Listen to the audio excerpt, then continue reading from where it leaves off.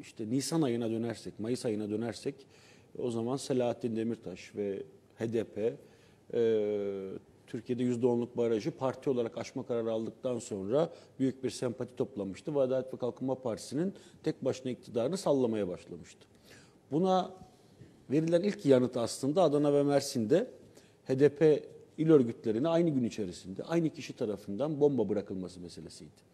Selahattin Demirtaş'ın olduğu noktada da bu patlayabilirdi ve büyük bir zarar oluşturabilirdi. Neyse ki onların amaçladığının çok daha altında şükür ki hasar meydana geldi. Fakat oradaki fail, fotoğrafı da var elimizde, görüntüsü de var, Suriye'ye kaçtı. O soruşturma şu aşamada gizli yürütülüyor ve yurt dışına kaçtığı dışında herhangi bir bilgi edinilemedi. İkinci bir şüpheye ulaşılamadı. O çözülemediği için Diyarbakır meydana geldi. Diyarbakır'da 5 Haziran'da meydana gelmişti ve 5 Haziran'da saldırgan geldi, miting alanının olduğu yere bombayı bıraktı, bombayı infilak etti, 4 vatandaşımız hayatını kaybetti. Saldırgan yakalandı, görüntülerden yakalandı. Kim olduğu üzerine araştırma yapıldığında şu vaziyet ortaya çıktı. Adıyamanlı bir genç, adı Orhan Gönder ve Adıyaman'da bir süredir IŞİD yanlısı, önce Nusra ve ÖSO, sonra da buradan dönüşerek IŞİD halini almış bir yapılanmanın 2013'ten itibaren var olduğu anlaşıldı. Ve bunların IŞİD Dokumacılar adı verilen yapılanma. Evet, Dokumacılar aslında Mustafa Dokumacı adı verilen IŞİD'le ilkin temasa geçmiş ve orayla Suriye ile Adıyaman arasında bir insan akışı sağlayan kişinin adı. Onun soy ismi bütün gruba mal oldu. Dokumacılara da böyle çıkıyor. O grup benimsedi mi yoksa dışarıdan verilen bir isim mi? Aslında dışarıdan verilen bir isim. Yani biz öyle tanımlıyoruz. Evet, biz öyle tanımlıyoruz. Ve bu grubun içerisinde yer almış Yunus Emre Alagöz adlı kişi daha sonra onlarla paralel biçimde Adıyaman'da İslam Çay Ocağı adlı bir çay ocağı kuruyor. Ve kardeşiyle beraber, Abdurrahman Alagöz'le beraber, Şeyh Abdurrahman Alagöz'le beraber burayı işletmeye başlıyor. Suruç'taki canlı bomba. Evet, şimdi burası 2 katlı bir yer. Alt katı çay ocağı, üst katı mescit, ibadethane. Yani resmi camilerin, Türkiye'deki camilerde cuma namazı kılındıkları için orada cuma namazı kılıyorlar, ibadeti yapıyorlar. Alt katta çay ocağı işletmesi. Bir tür örgütleme faaliyeti yürütülüyor ve Suriye'ye insan kaynağı sağlanıyor. Burada yetişmiş, Suriye'ye gitmiş ilk kişi Orhan Gönder. O Diyarbakır'da bombayı bırakan kişiydi. İkinci kişi kim? Burayı kuran Yunus Emre Alagöz'ün kardeşi Şeyh Abdurrahman Alagöz. O nerede çıktı? O da Suruç'ta çıktı. Diyarbakır'ın üzerine gidilemediği, Orhan Gönder'in üzerine gidilemediği, bağlantıları araştırılamadığı, ona bombayı tedarik eden, onu Suriye'ye gönderen, onun örgütle temas kurmasını sağlayan bağlantılar üzerine gidilemediği için Abdurrahman Alagöz'ün ismine ulaşılamadı. Abdurrahman Alagöz ise Suruç'ta 20 Temmuz'da oradaki 30 küsür gencimizin arasına karışarak kendisini patlattı ve büyük bir faciaya yol açtı. Şimdi burada da belki durdurulabilirdi ama burada da şu bağlantıların üzerine gidilemedi. Şeyh Abdurrahman Alagöz'ün ismi ve Orhan Gönder'in ismi aslında devletin elinde vardı. Orhan Gönder'in ailesi ve Şeyh Abdurrahman Alagöz'ün ailesi aylar öncesinden Adıyaman Emniyetine başvurmuşlardı. Ve onlar hatta Başbakan'la da 5 aylık olarak görüşmüşlerdi. Evlatlarının örgüte katıldığını söylemişlerdi. Adıyaman Emniyeti ifadelerini almıştı ve Orhan Gönder için de Abdurrahman için de terör nitelikli arama kaydı notu düşülmüştü.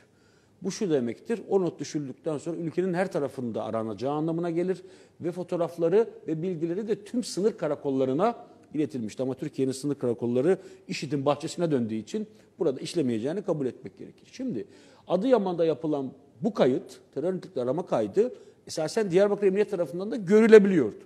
Buna rağmen Orhan Gönder adlı genç Haziran ayında saldırıya gittiğinde Diyarbakır'da 3 Haziran'da kaldığı otelde polis tarafından askerlik muayenesi gerekçesiyle sorgulandı. Kimlikleri tespit edilip çıkıldı. Orada gözaltına alınmış olsaydı, detaylı inceleme yapılmış olsaydı IŞİD'den aranan şahıs olduğu anlaşılacaktı. Fakat yapılmadığı için bomba patladı. Bu bilgi emniyetin elinde yok muydu? Vardı. Var. Savcılığın da elinde var. Hakkında soruşturma var. Evet. Ama aynı bilgi Sınır Abdurrahman Alagöz için de gönderilmiş. vardı. Şeyh Abdurrahman Alagöz, Suruç'a giden gençlerin hepsi ilçenin girişinde aranmışlardı. Fakat ilçede aranmayan bir kişi vardı. Şeyh Abdurrahman Alagöz. O da elini kolunu sallaya sallaya geldi, bombayı patlattı kendisiyle beraber 34 vatandaşımızın da ölümüne yol açtı.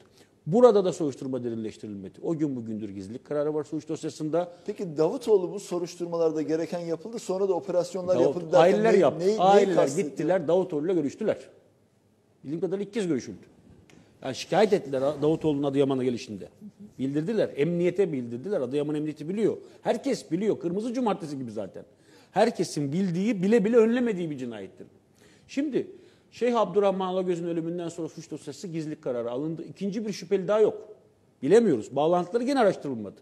Ya halbuki Abdurrahman Alagöz öldüğünde abisinin de arandığını biz biliyoruz. Abisi kayıp. Suriye'de muhtemelen evlenip, bir Arap kadın evlenip Adıyaman'a gelmişti. Çay ocağını kurmuştu. Bir daha geri dönmüştü.